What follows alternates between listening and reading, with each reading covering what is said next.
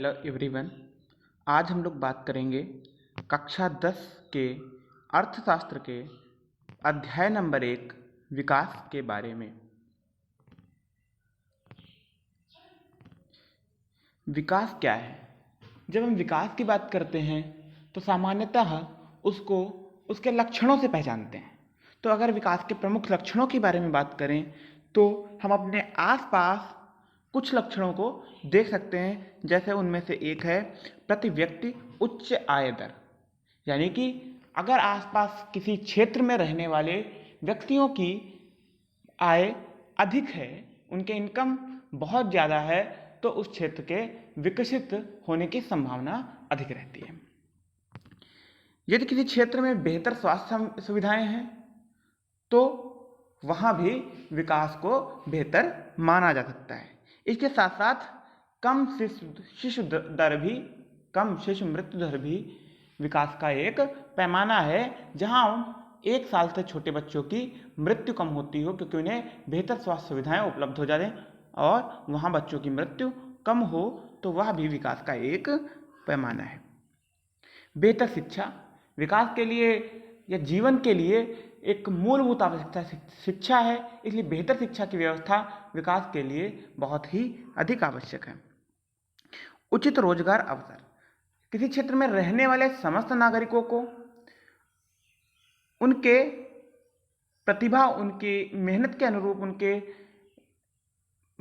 इच्छा के अनुरूप रोजगार उपलब्ध कराना विकसित क्षेत्र के लिए नितांत आवश्यक होता है।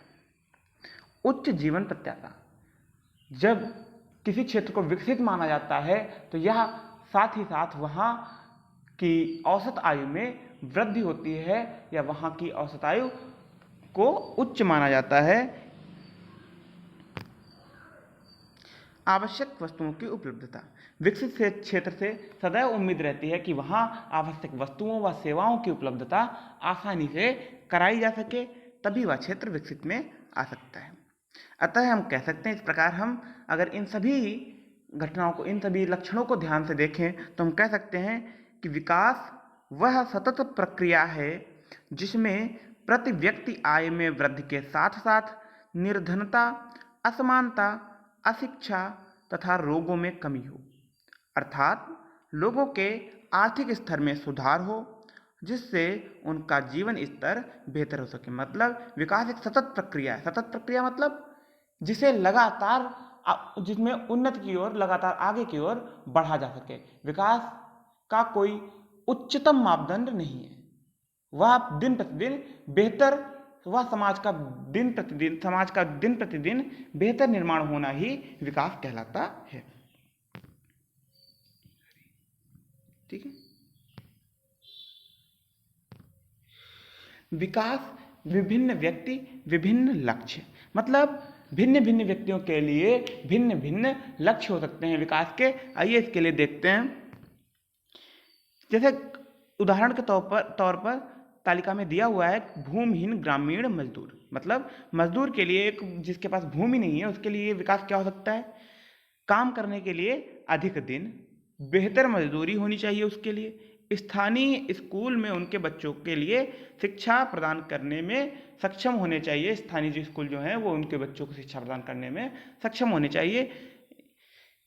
पंजाब के समृद्ध किसान को क्या चाहिए? उनके लिए, उनकी उपज के लिए अधिक, किसान के लिए भाई क्या चाहिए?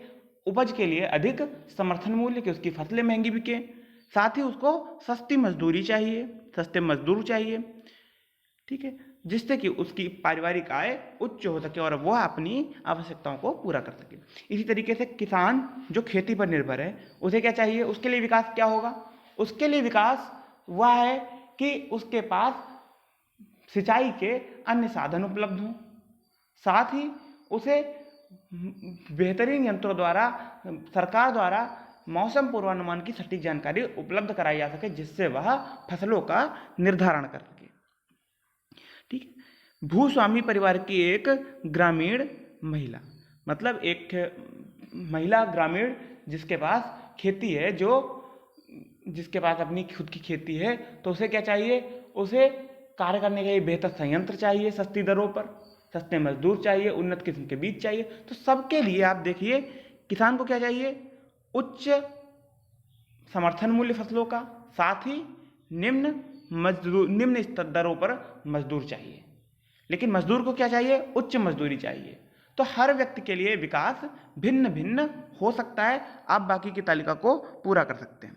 नर्मदा घाटी की एक आदिवासी को क्या चाहिए कि उसके लिए सभ्य समाज में एक बराबरी के अवसर, बेहतरी के अवसर नितांत लगातार उपलब्ध हों। साथ ही उनको शिक्षा के लिए वस्तुएं उपलब्ध कराई जाए तथा उनके साथ भेदभाव न किया जाए।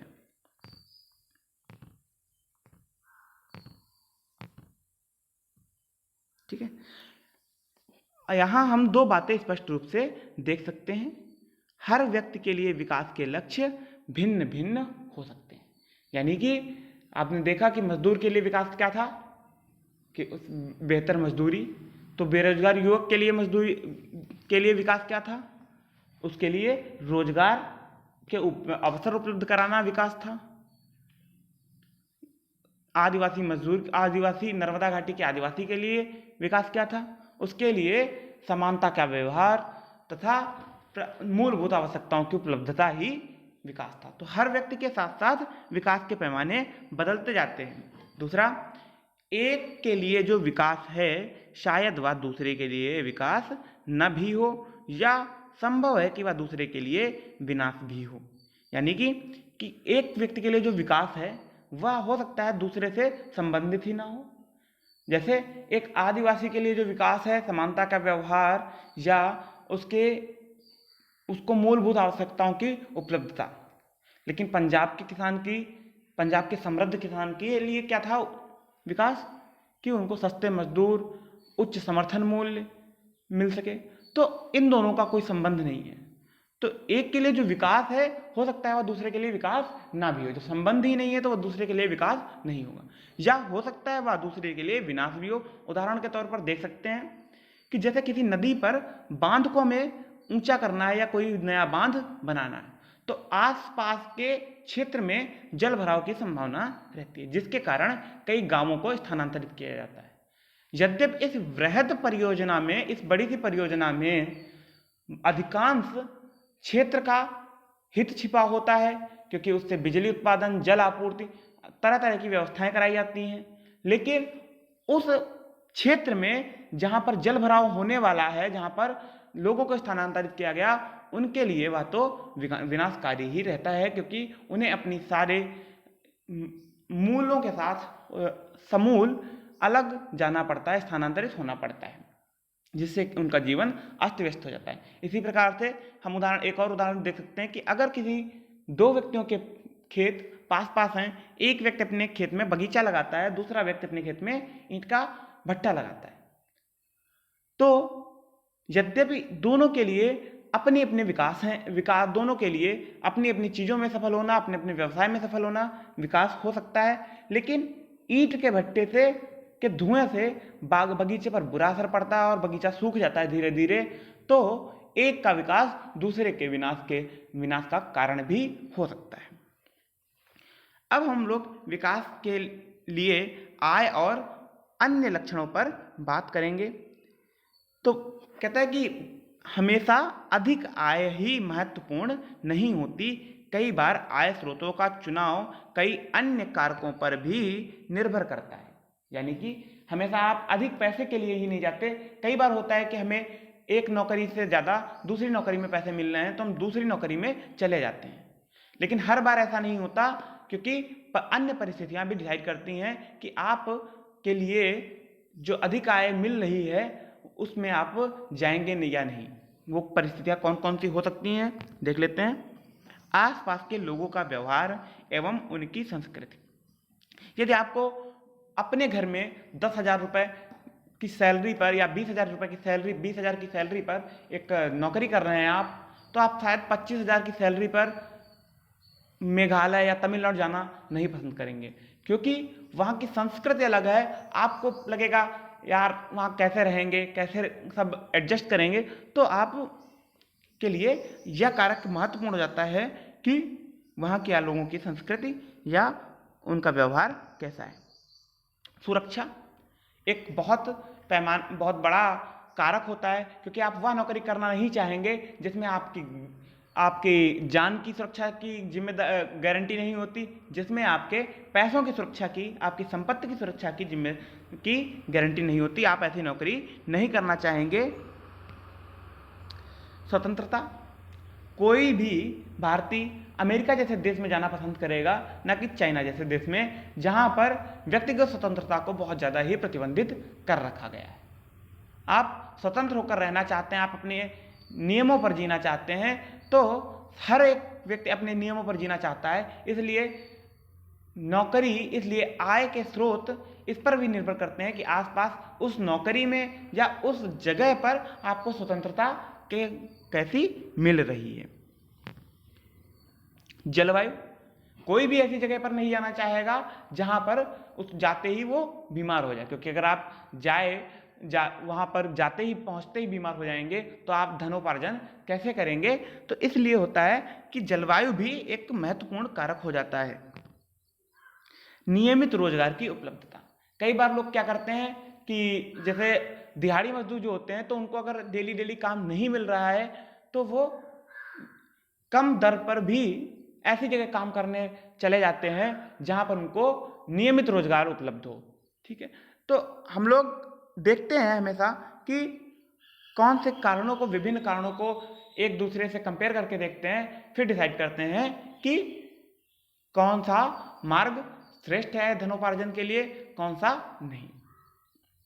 विकास के लिए लोग इन्हीं तरह के मिली जुले लक्षणों पर देखते हैं। लोग हर एक चीज को देखते हैं। हो सकता है कि कई बार आय इतनी ज्यादा कर देते हैं कि जैसे आप 20,000 की नौकरी कर रहे हैं और आपको 1 लाख पैसा मिलने लगे, तो शायद आप हर जगह जाना पसंद करेंगे, क्योंकि तब बहुत बड़ा फर्क आ गया। तो इन सभी के मिले जुले लक्षणों को ही लोग विकास के लिए देखते हैं।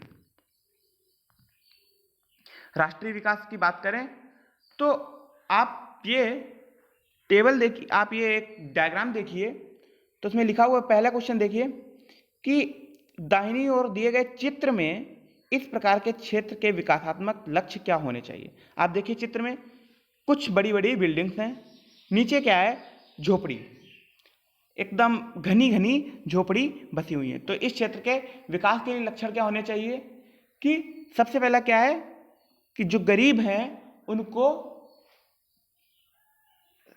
रहने के लिए उनके परिवार की संख्या अनुसार घर उपलब्ध कराना जहां वे सुविधा से रह सकें, तथा जब इतनी घनी बस्ती होगी तो वहां पर जल निकासी या जल उपलब्धता या चीज़ों की उपलब्धता के लिए व्यवस्था भी आसानी से नहीं हो सकेगी। तो उन्हें इन मूलभूत सुविधाओं की उपलब्धता कराना, तथा कूड़े का सही कूड़ा या विभिन्न तरह के वेस्ट का सही तरीके से निस्तारण करना। इस तरीके के लक्ष्य हम लोग डिसाइड कर सकते हैं। फिर लिखा हुआ है, एक अखबार की रिपोर्ट देखिए तथा प्रश्नों के उत्तर दीजिए। एक जहाज ने 500 टन तरल जहरीले अवशेष एक शहर के खुले कूड़े घर और आसपास के समुद्र में डाल दिए। यह अफ्रीका देश के आइवरी कोस्ट में अबिजान शहर में हुआ। इस खतरनाक जहरीले अवशेषों से निकलने वाले धुएं से लोगों ने जी मितलाना, चमड़ी पर ददोरे पड़ना, बेहोश होना, दस्त लगना इत्यादि की शिकायतें की। 1 महीने के बाद 7 लोग मारे गए, 20 अस्पताल में भर्ती हुए तथा विषाक्तता के कारण 26,000 लोगों का इलाज किया गया। पेट्रोल और धातुओं से संबंधित एक बहुराष्ट्रीय कंपनी ने आइवरी कोस्ट की स्थानीय कंपनी को अपने जहाज से जहरीले पदार्थ का फेंकने का ठेका दिया था। मतलब क्या हुआ, एक कंपनी थी, उसने अपने जहरीले पदार्थों को फेंकने के लिए एक कोस्ट कंपनी को, स्थानीय कंपनी को अपने जहाज से फेंकने के लिए ठेका दिया था। तो उसने क्या किया, समुद्र में डाल दिया और मतलब एक कूड़े घर में और उसके आसपास के समुद्र में डाल दिया, जिससे कि वहां पर प्रदूषण स्तर बढ़ गया और लोगों में विभिन्न तरीके की शिकायतें आने लगी। ठीक है, तो क्वेश्चन दिया है किन लोगों को लाभ हुआ और किन को नहीं। तो स्थानीय लोग जो विषाक्तता के चलते पीड़ित हुए, जिनकी मृत्यु हुई, उनको नुकसान हुआ। और फायदा किनको हुआ, उस कंपनी को हुआ जिसने ठेका दिया था। उसने सस्ती दर पर ठेका दिया कि यहीं आप पास में जाकर कूड़ा कचरा फेंक दो, इसको सही तरीके से आपको प्रबंधन करने की, इसका निस्तारण करने की जरूरत नहीं है, आप सीधे जाके ऐसे फेंक दीजिए।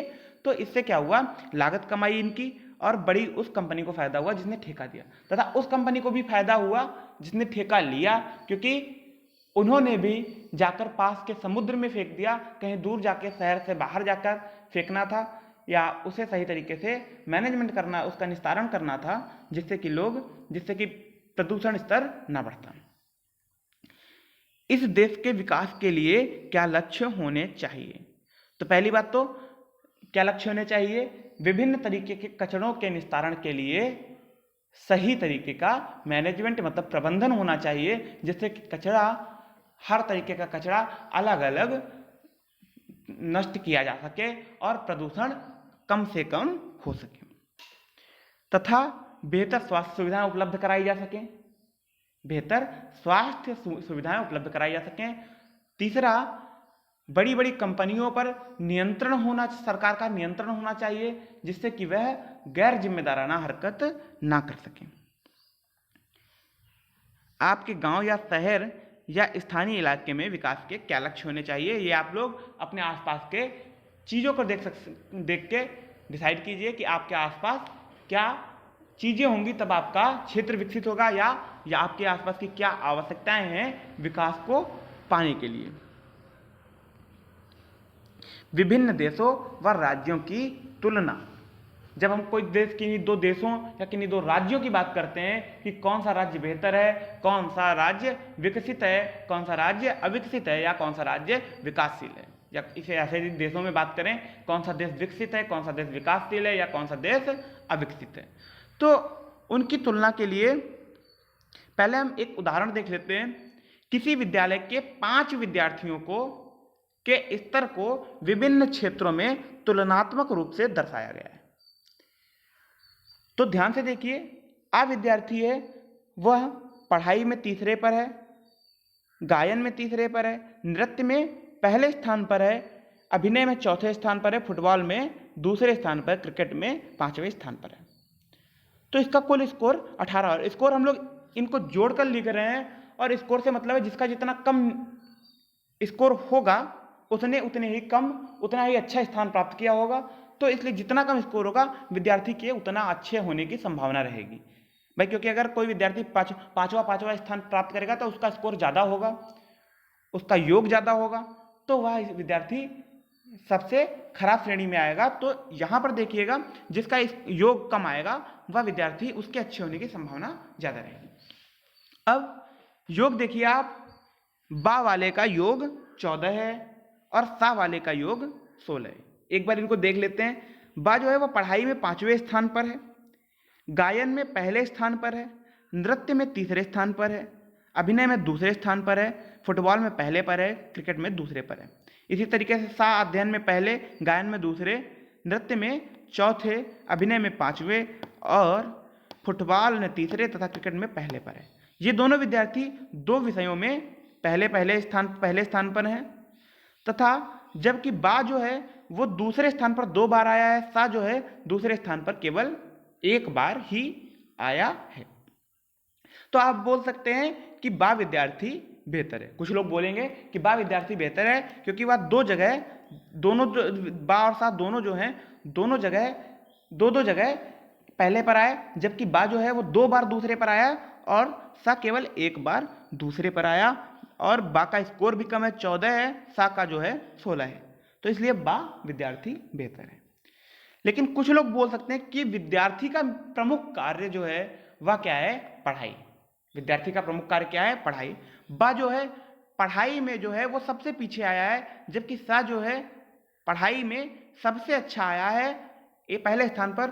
तो सबसे मुख्य पैमाना जो है नापने का कि विद्यार्थी कौन बेहतर है, तो वह हम लोग अगर पढ़ाई माने तो इस हिसाब से विद्यार्थी सा बेहतर है, क्योंकि उसने अन्य क्षेत्रों में भी अच्छा प्रदर्शन किया और जबकि वह पढ़ाई में अपने मुख्य कार्य में पहले पर ही आया है।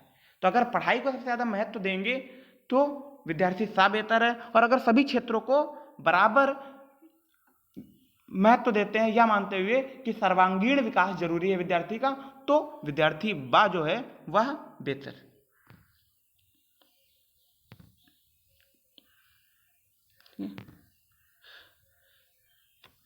पहला मत है कि विद्यार्थी सा सर्वश्रेष्ठ विद्यार्थी है। विद्यार्थी सा जो था विद्यार्थी बा से श्रेष्ठ है, यद्यपि बा का समुचित प्रदर्शन सा से बेहतर है, यानी कि बा ने कुल मिलाकर प्रदर्शन जो किया वह सा से बेहतर था, परंतु विद्यार्थी का जो मुख्य कार्य है वही बात लिखी हुई है, वह था अध्ययन। वहां विद्यार्थी सा जो है वो जो तीसरा वाला था वह सर्वश्रेष्ठ था, इसलिए हम लोग सा को सर्वश्रेष्ठ मान रहे हैं। लेकिन कुछ लोग कहेंगे कि विद्यार्थी बा सर्वश्रेष्ठ है, दूसरा वाला सर्वश्रेष्ठ है, क्योंकि विद्यार्थी बा ही सर्वश्रेष्ठ है क्योंकि हमें विद्यार्थी के संपूर्ण विकास को देखना चाहिए। कोई क्षेत्र विशेष ही उसकी प्रतिभा का निर्धारण नहीं कर सकता कि अगर कोई विद्यार्थी केवल एक क्षेत्र में बेहतर है तो इससे आप नहीं, केवल पढ़ाई में बेहतर है तो आप नहीं कह सकते कि वह विद्यार्थी सर्वश्रेष्ठ है, जीवन के हर क्षेत्र में सर्वश्रेष्ठ है। ठीक है। इसी प्रकार विभिन्न देशों व राज्यों की तुलना करते समय एक या किसी एक मुख्य पैमाने का इस्तेमाल किया जा सकता है या कुछ मुख्य पैमानों का इस्तेमाल किया जा सकता है। ठीक है। यहां हमने कुछ मुख्य पैमानों का इस्तेमाल किया, एक बार तो सभी को बराबर माना, एक बार हमने पढ़ाई को मुख्य पैमाना माना, तो इसी तरीके से देश और राज्यों की तुलना में भी यही कार्य किया जा सकता है। ठीक है। आय, देशों व राज्यों की तुलना करने में आय सबसे महत्वपूर्ण विशिष्टता समझी गई है।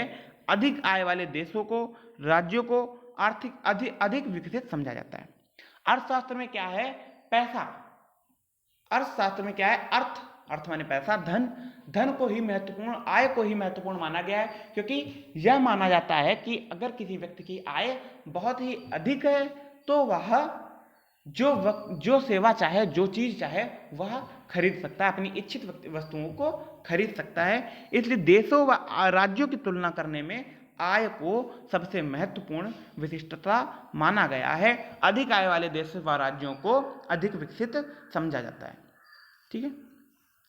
अर्थशास्त्र में अधिक आय का अर्थ है कि मानवीय आवश्यकताओं की सभी वस्तुओं का अधिक होना, यानी कि आप जो भी आपकी आवश्यक वस्तुएं हैं, अगर आपके पास पैसा है तो आप उन्हें आराम से खरीद सकते हैं, तो इसलिए आप विकसित की श्रेणी में आएंगे। किसी देश की आय का अर्थ उस देश के सभी निवासियों की कुल आय से होता है। भाई अगर किसी के परिवार की आय निकालनी हो तो परिवार में 3 सदस्य हैं, अगर तीनों कमाते हैं तो तीनों की जोड़कर ही आय निकालते हैं। इसी तरीके से देश है, देश की आय का अर्थ है कि देश के सभी निवासियों का, भारत में अगर 1 अरब 31 करोड़ लोग हैं, 1 अरब 25 करोड़ लोग हैं, तो उनका कुल आय निकालकर हम देश की आय को निर्धारित करते हैं। किसी समयावधि में एक अर्थव्यवस्था में उत्पादित वस्तुओं और सेवाओं के कुल प्रवाह का मौद्रिक मूल्य राष्ट्रीय आय कहलाता है। ये राष्ट्रीय आय की परिभाषा लिखी हुई है। किसी समयावधि में, मतलब आपको समयावधि डिफाइन होगी कि 3 महीने होंगे, 1 तिमाही बोल सकते हैं, 1 वर्ष बोल सकते हैं, मासिक बोल सकते हैं, साप्ताहिक, पाक्षिक। तो इसी तरीके से आपको समयावधि डिसाइड होगी, समय डिसाइड होगा। तो किसी समयावधि में एक अर्थव्यवस्था में उत्पादित वस्तुओं और सेवाओं के कुल प्रवाह का मौद्रिक मूल्य, मतलब सेवाएं मतलब कुछ चीजें जिन्हें आप देख नहीं सकते, जैसे सुरक्षा के लिए आप सरकार को इनकम टैक्स पे करते हैं, सुरक्षा के लिए आप सरकार को कर देते हैं और सरकार आपको सुरक्षा देती है। इसे आप देख नहीं सकते, लेकिन पुलिस के द्वारा सरकार आपको सुरक्षा प्रदान कर सकती है। आप इसे डायरेक्ट नहीं खरीद सकते, इसके लिए आप सरकार को कर भी देते हैं। तो ये सेवाएं बोली जाती हैं जिनके लिए आपको सुरक्षा, सीमा पर भारत के जवान सुरक्षा देते हैं, सरकार आपको सड़कें बनाकर सेवा दे रही है। तो जिन वस्तुओं को आप भौतिक रूप से अनुभव नहीं कर सकते वो सेवाएं बोली जाती हैं, जिन वस्तुओं को आप खरीद सकते हैं वो वस्तुएं होती हैं। तो राष्ट्रीय आय किसे कहेंगे? किसी समयावधि में एक अर्थव्यवस्था में उत्पादित वस्तुओं और सेवाओं के कुल प्रवाह का मौद्रिक मूल्य, मतलब एक साल में सेवाओं को खरीदने के लिए या वस्तुओं के लिए जितना सभी ने मिलाकर पैसा पे किया है, जितना सभी ने मिलाकर पैसा खर्च किया है, उसका कुल मौद्रिक मूल्य क्या है, राष्ट्रीय आय कहलाता है। ठीक है, उदाहरण के लिए दो परिवारों की तुलनात्मक स्थिति दी हुई है, आय के संबंध में आप निष्कर्ष निकालिए। ठीक है, तो अब देखिए परिवार 1 है, परिवार नंबर 1 है, उसमें 3 सदस्य हैं, कुल मासिक आय पूरे परिवार की जो मासिक आय है वो 30,000 है। ठीक है, परिवार 2 है तो उसमें सदस्य कितने हैं, 8 सदस्य हैं और कुल मासिक आय 32,000 है प्रति व्यक्ति। ठीक है, तो अगर आप ऐसे देखेंगे कुल मासिक आय देखेंगे तो आप कहेंगे परिवार 2 जो है वह अधिक पैसे वाला है, अधिक अमीर है, परिवार 1 गरीब है। लेकिन आप अगर प्रति व्यक्ति आय देखेंगे कि एक व्यक्ति पर कितना पैसा उनके पास खर्च करने के लिए, भाई जितना कमाएंगे उतना ही खर्च करेंगे, तो एक व्यक्ति पर खर्च करने के लिए परिवार नंबर 1 के पास 10,000 रुपये उपलब्ध है, क्योंकि उनकी कुल आय 30,000 है और परिवार में सदस्य केवल 3 हैं, तो एक व्यक्ति के पास 10,000 रुपये उपलब्ध है खर्च करने के लिए। जबकि परिवार 2 की आय तो कुल आय तो ज़्यादा थी लेकिन उनके सदस्य भी ज़्यादा थे, तो इसलिए उनके परिवार के पास 32,000 कुल आय थी और परिवार में सदस्य 8 थे, तो प्रत्येक व्यक्ति के पास 4,000 रुपये ही उपलब्ध हैं। तो आप देखिए कि यह निर्भर, इससे फर्क नहीं पड़ता कि परिवार या देश की कुल आय कितनी है, इससे आप डिसाइड नहीं कर सकते, क्योंकि परिवार नंबर 2 की कुल आय ज़्यादा है लेकिन फिर भी उनके पास खर्च करने के लिए हर व्यक्ति पर पैसा कम है। तो अगर किसी देश की राष्ट्रीय आय दी हुई है, मतलब राष्ट्रीय आय मतलब सभी निवासियों की आय जोड़कर दी हुई है, तो आप डिसाइड नहीं कर सकते, आप निर्णय नहीं ले सकते कि वह परिवार विकसित है, वह राष्ट्र विकसित है या उस राष्ट्र के पास अधिक पैसा है या नहीं, क्योंकि कुल आय जनसंख्या पर भी निर्भर करती। इसके लिए हम लोग विकसित का पैमाना तय करने के लिए, हम लोग पैसे की उपलब्धता तय करने के लिए डिसाइड कर देखेंगे कि प्रति व्यक्ति या औसत आय कितनी है। क्योंकि अगर जैसे भारत बहुत बड़ा देश है, भारत में 1 अरब 21 करोड़ लोग हैं, तो भारत में प्रति व्यक्ति अगर कम रुपए भी हों, और ब्रिटेन जिसकी जनसंख्या, बेल्जियम जिसकी जनसंख्या 1 करोड़ के आसपास है, तो अगर उनके पास भारत की जनसंख्या कितनी, 1 अरब 21 करोड़ ले लीजिए आप, 121 करोड़, तो अगर भारत में हर व्यक्ति के पास 1-1 रुपए भी हो खर्च करने के लिए, तो भारत के पास 121 करोड़ रुपए होंगे। अब बेल्जियम की जनसंख्या 1 करोड़ है और उनमें हर नागरिक के पास 100 रुपए भी हों, तब भी उनकी कुल राष्ट्रीय आय 100 करोड़ ही होगी। तो आप केवल कुल राष्ट्रीय आय से तय नहीं कर सकते कि देश विकसित है या अविकसित। आपको देखना पड़ेगा कि हर व्यक्ति के पास कितना पैसा उपलब्ध है। तो निष्कर्ष देख लीजिए, यद्यपि परिवार 2 की कुल आय ज्यादा है, परंतु प्रति व्यक्ति आवश्यकता के लिए परिवार 1 में आवश्यक राशि अधिक उपलब्ध है। अतः यह साफ है कि परिवार 1 के पास अधिक संसाधन है और उसकी आर्थिक स्थिति परिवार 2 से बेहतर है। यानी कि प्रति व्यक्ति आय जिस परिवार की ज्यादा होगी वह विकसित होगा, उसके पास आर्थिक संसाधन अधिक होंगे। तो देश की, अब देखिए यही नोट लिखा हुआ है, महत्वपूर्ण पॉइंट है, देश की कुल आय तुलना के लिए उपयुक्त पैमाना नहीं है। देश की कुल आय तुलना के लिए उपयुक्त पैमाना नहीं है, क्योंकि हर देश की जनसंख्या अलग अलग है। तो कुल आय से आप यह पता नहीं कर सकते कि विकास के लिए प्रति व्यक्ति आय कितनी राशि उपलब्ध है, प्रति व्यक्ति पर कितनी राशि उपलब्ध है। ठीक है, औसत आय, तो प्रति व्यक्ति आय को औसत आय भी बोलते हैं। तो अगर हम प्रति व्यक्ति आय की परिभाषा देखें तो उसका फॉर्मूला देख लेते हैं। देश की औसत आय या प्रति व्यक्ति आय बराबर देश की कुल आय बटे देश की कुल जनसंख्या। ठीक है, मतलब देश की जितनी आबादी है, जितनी आय है, देश की जितनी कुल आय है, उसको देश की आबादी से भाग करने पर हमें औसत आय मिल सकती है। अब औसत आय के गुण देखिए। औसत आय लोगों के मध्य विभाजन को सही रूप से नहीं दर्शाता। ठीक है, अब जैसे कोई दो लोग हैं, दो लोगों के पास 500 रुपए हैं, ठीक है, तो उनके पास औसतन कितने रुपए होंगे? उनके पास औसतन 500 ही रुपए होंगे, क्योंकि 500 प्लस 500 इक्वल टू 1000 बटे 2, तो कितना आ जाएगा? 500। इस तरीके से उनके पास 500 रुपए ही औसतन उपलब्ध हैं।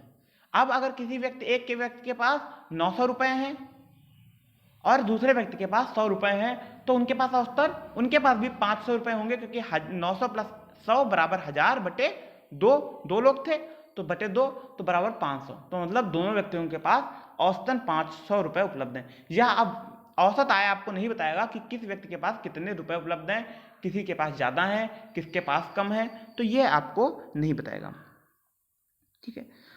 तो यही लिखा था, औसत आय लोगों के मध्य आय के विभाजन को सही रूप से नहीं दर्शाता है। 2017 की विश्व बैंक की विकास रिपोर्ट के अनुसार जिन देशों की 2017 में प्रति वर्ष प्रति व्यक्ति आय, मतलब एक वर्ष में प्रति व्यक्ति आय जिन देशों की अमेरिकी डॉलर में 12,056 अमेरिकी डॉलर से अधिक थी, उन्हें समृद्ध देश या विकसित देश कहा गया। जिनमें हर व्यक्ति एक साल में, जिन देशों में हर एक व्यक्ति एक साल में 12,056 अमेरिकी डॉलर से ज्यादा पैसे, अमेरिकी डॉलर से ज्यादा राशि कमा लेता है, वहां उन्हें समृद्ध देश कहा गया या विकसित देश कहा गया। तथा जिन देशों ने प्रत्येक व्यक्ति ने एक वर्ष में 955 डॉलर से कम की कमाई की, 95 डॉलर से कम की कमाई की, उन्हें निम्न आय देश या गरीब देश कहा गया। अब भारत का देख लीजिए, भारत ने में 2017 में प्रति व्यक्ति आय 1820 अमेरिकी डॉलर थी, ठीक है। 2017 में प्रति वर्ष प्रति व्यक्ति आय 1820 अमेरिकी डॉलर थी, अतः यह मध्य आय वर्ग या विकासशील देशों में आता है। मतलब 995 से नीचे वाले, डॉलर से नीचे वाले कौन है? गरीब देश। 12,056 से ऊपर वाले कौन है? अमीर देश। और इन दोनों के बीच में रहने वाले देश कौन है? विकासशील या मध्य आय वर्ग देश, ठीक है। नोट, विश्व बैंक की स्थापना 1944 में हुई। विश्व बैंक की स्थापना 1944 में हुई। इसका प्रमुख देश अमेरिका है विश्व बैंक का, और यह विभिन्न देशों को कर्ज उपलब्ध कराने के लिए स्थापित किया गया। विभिन्न देशों को संकट काल में कर्ज स्थापित करने के लिए किया गया। तथा विश्व बैंक के चेयरमैन का चुनाव, विश्व बैंक के चेयरमैन मतलब मुख्य अधिकारी का चुनाव अमेरिका का वित्त मंत्री करता है, ठीक है। प्रति व्यक्ति, दूसरा देख लीजिए, प्रति व्यक्ति आय की गणना, ये एफ को जो काट कर बनाते हैं, ये डॉलर बोलते हैं इसको। तो प्रति व्यक्ति आय की गणना डॉलर में इसलिए की जाती है ताकि एक डॉलर में किसी भी देश में समान मात्रा में वस्तुएं व सेवाएं खरीद सकें। यदि हम हर देश की राशि, जैसे भारत की पैसे में निकाल दी, भारत की रुपए में राशि निकाल दी, और अमेरिका की डॉलर में निकाल दी, ब्रिटेन की यूरो में निकाल दी, तो हर देश की अलग अलग निकाल दी, तो फिर उनकी तुलना करना संभव नहीं रहेगा। इसीलिए हम लोग उनकी तुलना डॉलर में करते हैं, और एक डॉलर में हर जगह पर बराबर वस्तुएं खरीदी जा सकती हैं, तो इसलिए इनकी तुलना डॉलर में करते हैं। औसत आय, यद्यपि औसत आय तुलना के लिए उपयोगी है, फिर भी यह असमानताओं को छुपा लेते हैं। उदाहरण के लिए दो देश का और खा पर विचार करते हैं। सरलता के लिए हम मानते हैं कि प्रत्येक देश में 5 निवासी हैं, ठीक है। माना कि देश का मतलब देश नंबर 1 और देश का 2 देश हैं, दोनों देशों में 5 निवासी हैं, ठीक है। 2012 में नागरिकों की मासिक आय कितनी है? 2012 में नागरिकों की मासिक आय, तो देश नंबर 1 में देखिए, एक व्यक्ति ने 9,500 रुपए कमाए, दूसरे ने 10,500, तीसरे ने 9,800, चौथे ने 10,000 कमाए, पांचवें ने 10,000 200 रुपये कमाए। इसी तरीके से देश नंबर 2 में एक ने 500, दूसरे ने 500, तीसरे ने भी 500 कमाए, चौथे ने भी 500 कमाए, पांचवें ने 48,000। क्या दोनों देशों में समान रूप से सुखी होंगे? क्या दोनों देश बराबर विकसित हैं? शायद हम में से कुछ लोग खा में रहना पसंद करेंगे अगर हमें आश्वासन हो कि हम देश के 5वें नागरिक होंगे। लेकिन अगर हमारी नागरिकता संख्या लॉटरी के द्वारा निश्चित निकाली जाए तो हम ज़्यादातर लोग काम में रहना पसंद करेंगे। ऐसा इसलिए क्योंकि यद्यपि दोनों देश की औसत आय समान है, फिर भी देश का के लोग तो बहुत अमीर, ना तो बहुत अमीर है ना बहुत गरीब, जबकि देश खा के लोग ज़्यादातर लोग गरीब हैं और एक व्यक्ति बहुत अमीर है। इसलिए यद्यपि औसत आय तुलना के लिए उपयोगी है, लेकिन इससे यह पता नहीं चलता कि आय लोगों में किस प्रकार वितरित है। यानी कि देखिए, देश का को देखिए, जो इन्होंने पैसे कमाए तो कुल मिलाकर पांचों नागरिकों ने पहले देश में 50,000 रुपये कमाए, तो हर व्यक्ति का औसत कितना आ गया? 10,000।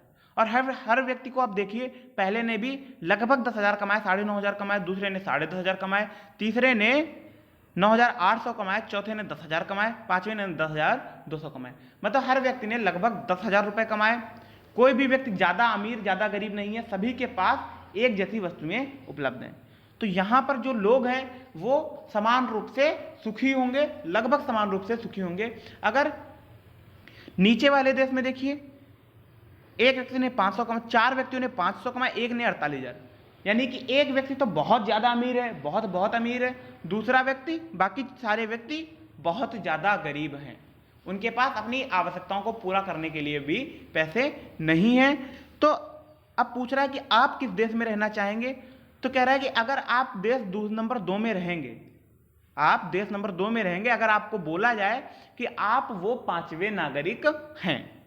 भाई अगर हम 48,000 कमाने वाले नागरिक हो गए देश नंबर 2 के हिसाब से, तो हम वहाँ रहना पसंद करेंगे। लेकिन अगर बोला जाए कि आपकी लॉटरी निकाली जाएगी और तब डिसाइड किया जाएगा कि आप देश 2 में रह सकते हैं, देश 2 के कौन से नागरिक होंगे, तो आप निश्चित तौर पर कहेंगे कि देश का में हम रहेंगे, क्योंकि वहाँ पर सभी लोगों को लगभग बराबर राशि ही मिलने की संभावना है। तो यह कह रहा है कि दोनों देशों में आप देखिए, औसत आय जो है हर व्यक्ति की 10,000 है, लेकिन औसत आय ने ये नहीं बताया कि देश का में जो है वहाँ सभी लोग समान रूप से मतलब संपन्न है, लगभग समान रूप से संपन्न है। जबकि उसने यह भी नहीं बताया कि देश नंबर 2 में अधिकांश व्यक्ति गरीब हैं और केवल एक व्यक्ति अमीर है। तो औसत आय कभी आपको आय का वितरण नहीं समझाती, कभी आपको ये नहीं बताती कि आय पूरे देश में किस प्रकार से वितरित है। ठीक है, अब ये चित्र देखिए, पहले गरीब अमीर तथा गरीब विहीन तथा अमीर विहीन व्यक्तियों का देश, मतलब एक ऐसा देश जहां कोई ना तो ज्यादा गरीब है ना ज्यादा अमीर है। तो वहां देखिए 4 कुर्सियां बनाई गई और 5 लोग बैठे हुए हैं। तो 4 लोगों ने कुर्सी मिलकर बनाई 5 कुर्सियां और सभी लोग उस पर बराबर रूप से समान रूप से बैठे हुए हैं। तो कह रहे हैं कि हमने कुर्सियां बनाई, सभी लोग बोल रहे हैं, और हम इनका उपयोग कर रहे हैं। तथा गरीब तथा अमीर व्यक्तियों का देश देखिए कि वहां पर 6 कुर्सियां बनाई गई, 5 लोगों ने बनाई, एक व्यक्ति ने 4 ले ली, बाकी 4 को 2 कुर्सियां ही मिली। तो गरीब वाले बोल रहे हैं कि हमने कुर्सियां बनाई, लेकिन उस व्यक्ति ने, अमीर व्यक्ति ने उन्हें ले लिया और हमारे पास उपयोग करने के लिए नहीं उपलब्ध है। ठीक है, आओ इन पर विचार करें। इन उदाहरणों को देख लेते हैं। 3 उदाहरण दीजिए जहां स्थितियों की तुलना के लिए औसत का प्रयोग किया जाता है। तो 3 उदाहरण दीजिए। आप 3 उदाहरण देख सकते हैं। जैसे आपने देखा होगा, क्रिकेट में औसत लिख के आता है, किसी बल्लेबाज के औसत रन लिख के आते हैं क्रिकेट में, देखा होगा। वहां पर क्या करते हैं, बल्लेबाज द्वारा बनाए गए कुल रनों की संख्या बटे बल्लेबाज कितनी बार आउट हुआ है, कोई भी बैट्समैन कितनी बार आउट हुआ है, तो आप उस तरीके से बल्लेबाज का औसत वहां पर दिया होता है। नंबर 2, आप देख सकते हैं कि किसी भी जगह की वर्षा, आपने भूगोल में देखा होगा, किसी भी जगह की वर्षा को औसत में दिया जाता है, किसी भी जगह की वर्षा को। कि वहाँ औसतन 150 सेंटीमीटर से नीचे वर्षा होती है या 150 सेंटीमीटर वर्षा होती है। जैसे राजस्थान का बोल दिया गया, राजस्थान में औसतन 150 सेंटीमीटर से कम की वर्षा होती है। तो इस तरीके से चीज़ें बोल दी जाती हैं। ठीक है, ये हो गया। और आप देख सकते हैं कि विभिन्न जगहों पर आय को दर्शाने के लिए, किसी जगह पर औसत आयु को दर्शाने के लिए भी वहां पर किसी जगह पर औसत आयु को दर्शाने के लिए भी औसत का प्रयोग करते हैं कि वहां पर जीवन की प्रत्याशा इतनी है।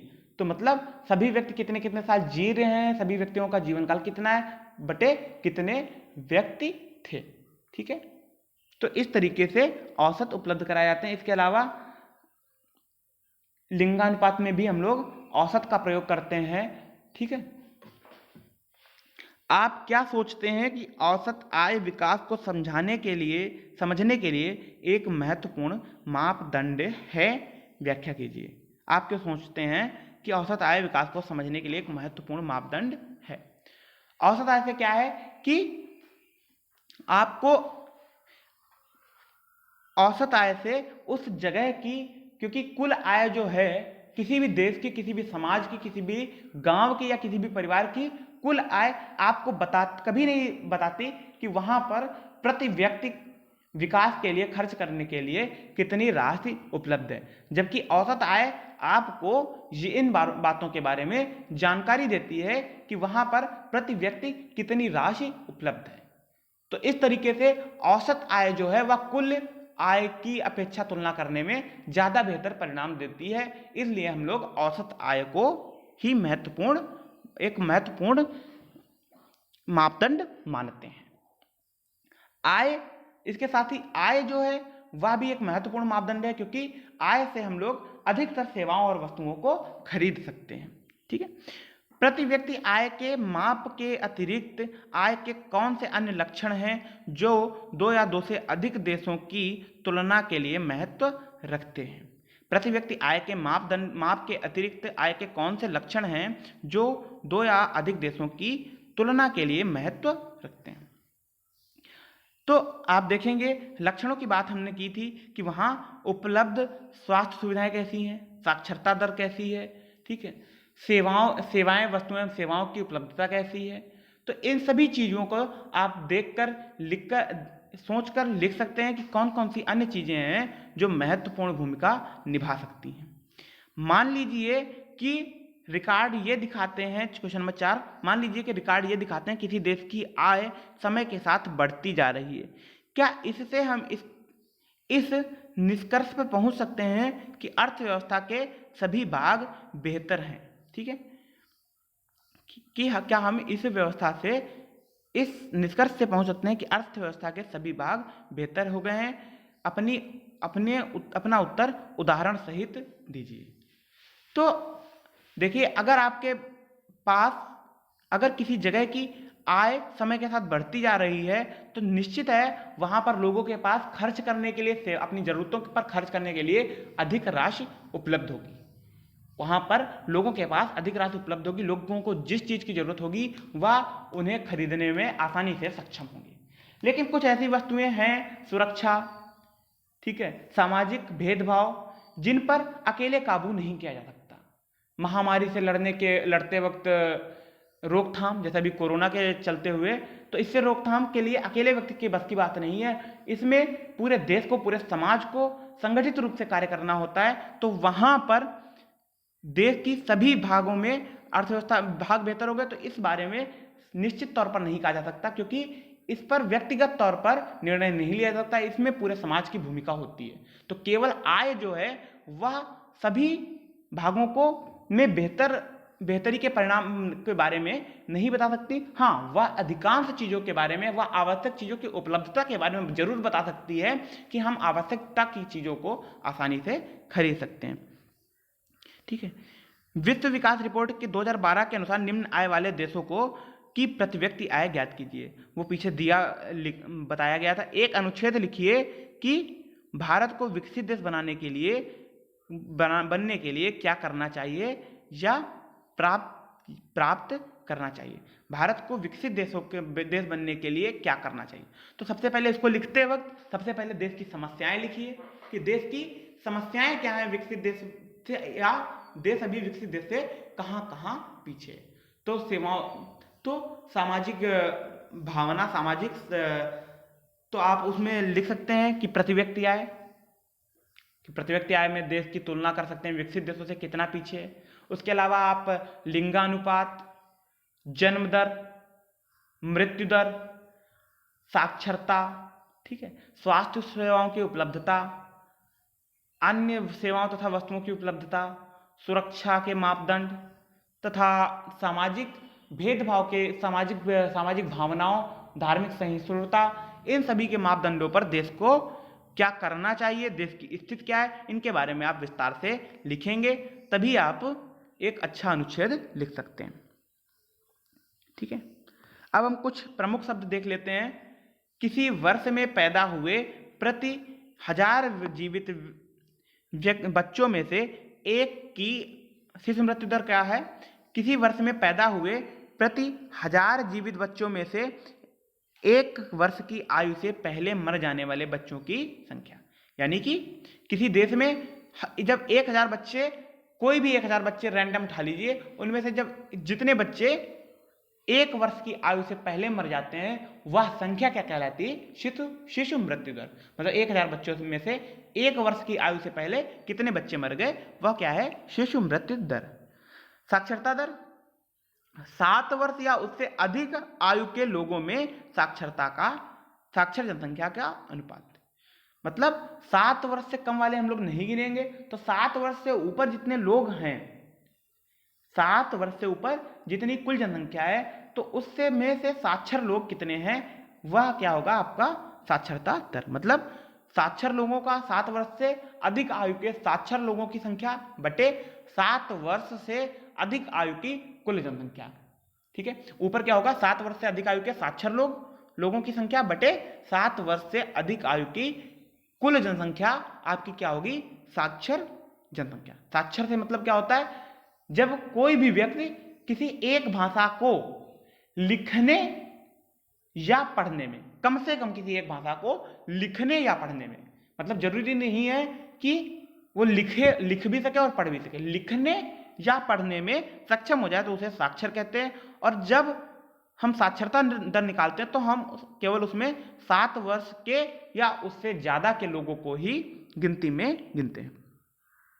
निवर उपस्थित अनुपात, ठीक है, 6 से 10 वर्ष की आयु के स्कूल जाने वाले कुल बच्चों का आयु वर्ग के, उस आयु वर्ग के कुल बच्चों के साथ प्रतिशत। मतलब 6 से 10 साल के बीच में कितने बच्चे स्कूल जा रहे हैं वो ऊपर रहेगा, बटे में क्या होगा? 6 से 10 साल के कुल बच्चे, तो स्कूल जाने वाले बच्चे बटे कुल बच्चे। उम्र कितनी होनी चाहिए? 6 से 10 साल के बीच में। तो 6 से 10 साल के वर्ष, 10 साल की आयु के इस बीच में स्कूल जाने वाले कुल बच्चों का उस आयु वर्ग के कुल बच्चों के साथ अनुपात या प्रतिशत, वो क्या है? निवल उपस्थित अनुपात। आगे एक शब्द आएगा निवल उच्चतर उपस्थित अनुपात, तो वहां आयु वर्ग कितना हो जाएगा?